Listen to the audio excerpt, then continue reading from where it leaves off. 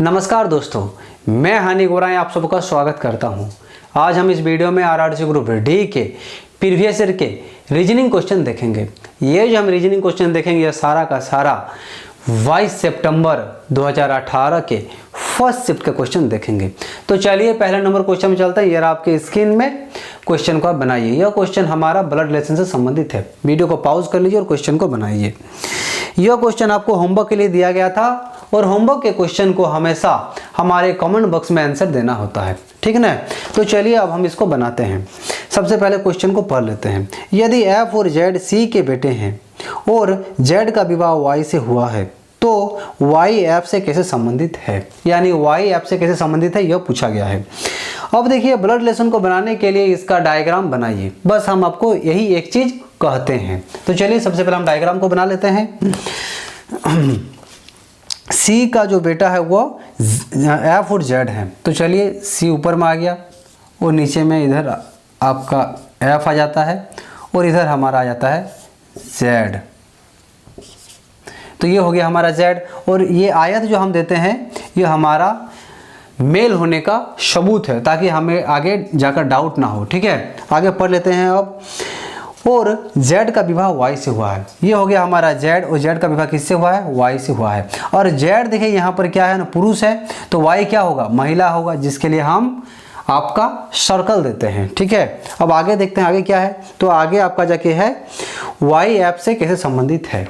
तो देखिए ये दोनों का रिलेशन तो हमें पता चल गया, Y और F ये दोनों आपका जाके भाभी और देवर होगा, ये दोनों का रिलेशन। लेकिन हम आंसर में क्या दें, भाभी दें या फिर देवर दें, यहाँ पर हम फंस सकते हैं। क्वेश्चन तो जी है लेकिन हम फंस सकते हैं यहाँ पर और हमारा 1 नंबर माइनस हो सकता है। लेकिन फंसना नहीं है। यहाँ पर देखिए जिसके पीछे से लगा हुआ है बस उसका रिलेशन हमें नहीं बताना है। और यहाँ पर हमारा देखिए एफ के पीछे जो है से लगा हुआ है, तो यहाँ पर हमें जो आपका जाके रिलेशन बताना है वो y का बताना है। और y जो है f का क्या होगा? भाभी है, यानी हमारा आंसर होना चाहिए भाभी, जो कि हमारा डी नंबर ऑप्शन में है। क्या है? भाभी है। तो चलिए ये हमारा क्वेश्चन बन चुका है। अगला क्वेश्चन को हम बनाएंगे। बोर्ड में आपका क्वेश्चन है, आप इसको बनाइए तब तक, ठीक है। तब तक हम बोर्ड को साफ कर लेते हैं।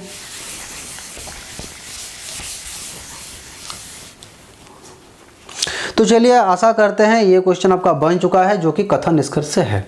इसको पढ़ेंगे और इसका आंसर देंगे, यानी माइंड में ही देंगे। किसको कलम उठाने का जरूरत नहीं पड़ेगा बनाने के लिए, ठीक है। तो चलिए सबसे पहले पढ़ लेते हैं। आशा करते हैं ये क्वेश्चन आपका बन चुका है। कथन में क्या है? मिलन ने अपनी टीम के साथी से पूछा कि क्या मैं शाम को तुम्हारी बाइक ले जा सकता हूँ। ये हो गया आपका जाके मिलन ने अपने टीम के साथी से कहा। अब धारणा में क्या है, तो चलिए धारणा में पढ़ते हैं। मिलन के साथी के पास बाइक है। ऑफ कोर्स बाइक होगा तभी तो मांगिएगा, अगर बाइक नहीं होगा तो आप किससे मांगिएगा। तो हमारा 1 नंबर सही हो जाता है। अब दूसरा नंबर क्या है? मिलन को शाम को बाइक की जरूरत है। ऑफ कोर्स शाम को जरूरत है तभी तो शाम को मांग रहा है। शाम को जरूरत होगा तो रात को थोड़े ना मांगेगा और ना ही आपका जाके सुबह मांगेगा। शाम को जरूरत है तो शाम को मांगेगा। तो दूसरा नंबर भी हमारा सही बन जाता है। तो चलिए ये दोनों धारणा हमारा सही बन जाता है। अगला क्वेश्चन को बनाइए, तब तक हम बोर्ड को थोड़ा सा साफ कर लेते हैं। हमेशा आप हमारे क्वेश्चन को वीडियो को पॉज करके ही बनाइए, ठीक है ना। नहीं तो आपको अगर हम टाइम देंगे तो इसमें जो आपका जाके वीडियो का लेंथ है थोड़ा बढ़ जाएगा। तो चलिए आशा करते हैं अगला क्वेश्चन भी बन चुका है। अब हम इसको बनाते हैं।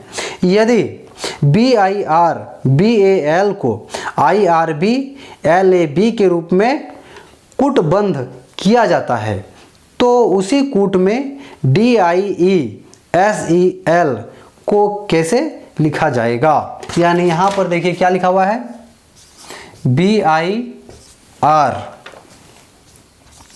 BAL, सॉरी L तो अच्छा थोड़ा लिख देते हैं। ये हो गया L, इसको लिखा जा रहा है किसमें? RIB LAB के रूप में लिखा जा रहा है। तो देखिए ये जो है क्वेश्चन हमारा, इसको अगर हम ध्यान से देखते हैं तो देखिए ये आधा बट रहा है और आधा बटने के बाद इस प्रकार से जा रहा है, चेंज हो रहा है। यहाँ भी अगर हम देखते हैं तो देखिए सेम टू सेम हो रहा है, कुछ चेंजिंग नहीं है। बस जो लास्ट में है वो पहले आ रहा है, जो पहले वो लास्ट में जा रहा है। तो ये हो गया हमारा आपका जाके इसका थ्योरी। अब हमें जो बताया गया है कि हमें निकालना है इसके बारे में, उसको हम लिख लेते हैं। तो चलिए लिखते हैं, सॉरी डी है पहले, DIESL।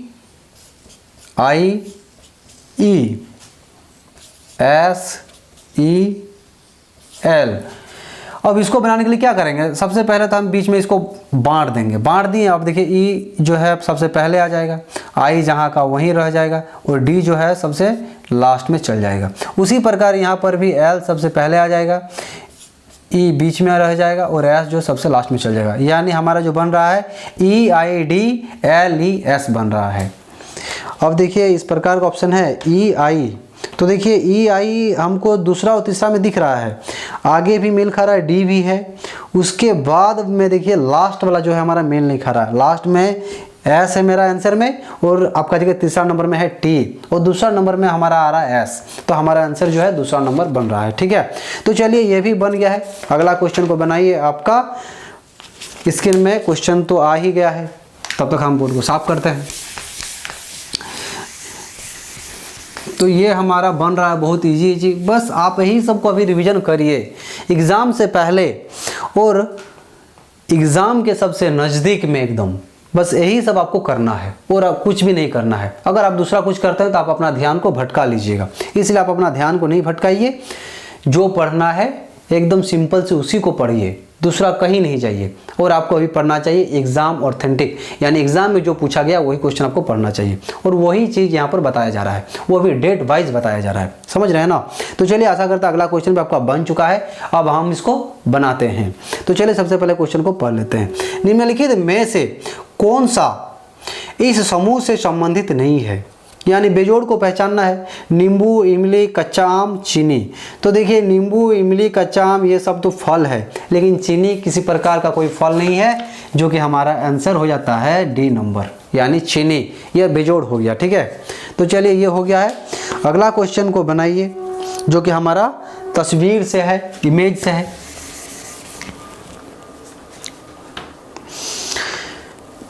तो चलिए आशा करते हैं ये भी क्वेश्चन आपका बन चुका है। तो अब हम इसको बनाते हैं। इसमें देखिए इमेज जो दिया हुआ है वो दिया हुआ है इस प्रकार से। चलिए इमेज को थोड़ा छाप लेते हैं। हालांकि मेरा ड्राइंग में थोड़ा सा दिक्कत है, लेकिन फिर भी आप लोग के लिए प्रयास कर रहे हैं।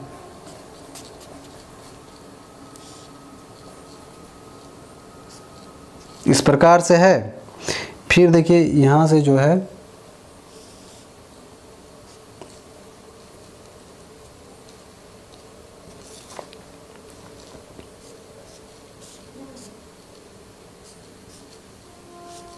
इस प्रकार से है।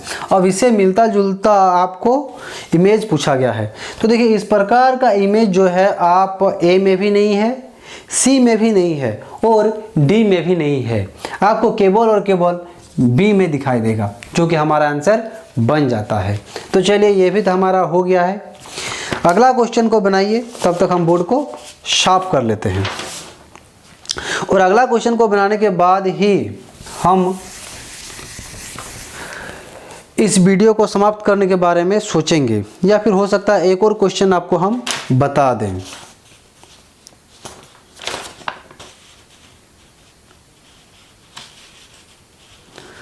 तो चलिए एक और क्वेश्चन को हम आशा करते हैं एक्स्ट्रा और एक बता ही देते हैं, यानी 2 क्वेश्चन के बाद आपको एक होमवर्क दिया जाएगा और इस वीडियो को समाप्त कर दिया जाएगा। तो चलिए ये हो गया कथन निष्कर्ष का है। तो चलिए सबसे पहले कथन को पढ़ लेते हैं। राम श्याम से कहता है, मैं समय पर पहुंचने के लिए उड़ान पकड़ूंगा। मैं समय पर पहुंचने के लिए उड़ान पकड़ूंगा। आगे धारणा में क्या है देखिए, हवाई जहाज से यात्रा करना किसी गंतव्य तक पहुंचने का सबसे तेज तरीका है। तो एकदम कंफर्म वाला बात है, सबसे तेज अभी तक हवाई जहाज है, हवाई जहाज से तेज अभी तक कुछ निकला नहीं है, तो ये बिल्कुल सही बन जाता है। ये उड़ान पकड़ रहा है, यानी हवाई जहाज सबसे तेज है, इसलिए हवाई जहाज पकड़ रहा है। तो ऑप्शन नंबर 1 जो है एकदम सही है। दूसरा नंबर देख लेते हैं। ट्रेन और बस परिवहन के अन्य साधन है। तो अन्य साधन के बारे में कुछ चर्चा ही नहीं किया गया है, तो हमें उतना दिमाग क्यों खराब करना, हमें दिमाग खराब करना नहीं है। एकदम दूसरा नंबर चुपचाप गलत है, यानी गलत वाला ऑप्शन है, इसमें दिमाग खराब करना है नहीं, ये हमारा बन। तो चलिए अगला क्वेश्चन में जाते हैं और वीडियो को हम यहाँ पर समाप्त करेंगे, जो कि आपकी स्क्रीन में है। आप इसको बनाइए, बहुत ही अच्छा क्वेश्चन है।